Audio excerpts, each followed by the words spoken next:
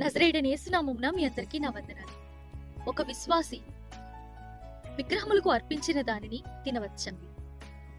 దాదాపు మనందరికీ ఉండే ఒక ప్రశ్న.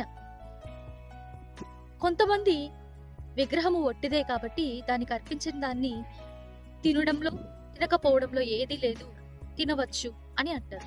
ఇంకొంతమంది తినకూడదు అంటారు. అయితే పరిశుద్ధ బైబిల్ గ్రంథం ఏం చెప్తుంది? వాక్యము మనకి ఒక స్టాండర్డ్ అండి. వాక్యం ఏం చెప్తుందో ఆ వాక్యానుసారంగా మాత్రమే ఒక క్రైస్తవుడు లేదా క్రైస్తవురాలు ప్రవర్తించాలి. అయితే వాక్యం ఏం చెప్తుంది? ముందుగా ప్రకటన గ్రంథము 2వ అధ్యాయం 14వ వచనాన్ని ఒకసారి చూడండి.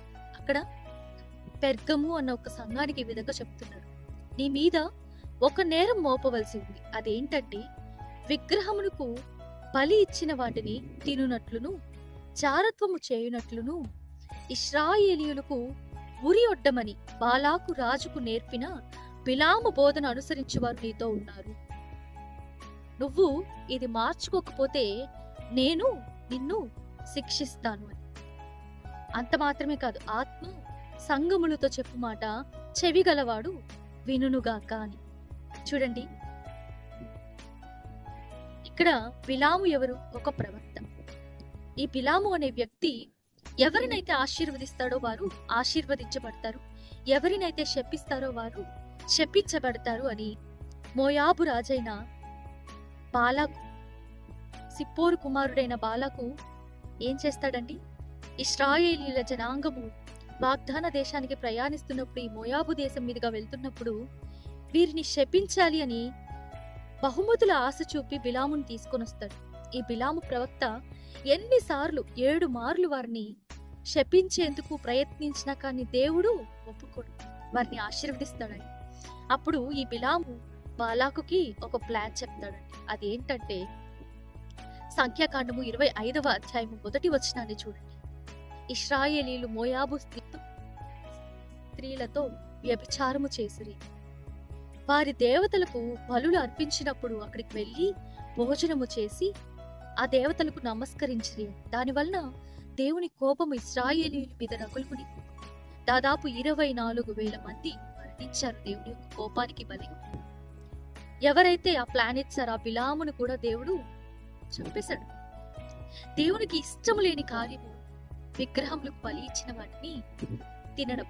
ఎందుకంటారా? మొదటి కొరింథీయులకు రాసిన పత్రిక 10వ అధ్యాయము 18 నుంచి 25వ వచనాల వరకు చదువుతారా? 18లో రాయబడి ఉంది, బలి అర్పించిన వాటిని తినువారు బలిపీఠముతో సమానం. అన్యజనులు దయ్యములకు అర్పిస్తున్నారు బలులు, కానీ దేవునికి అర్పించడం లేదు. మీరు దయ్యములతో పాలివారగడం నాకు ఇష్టం లేదు అంటున్నాడు పౌలు గారు.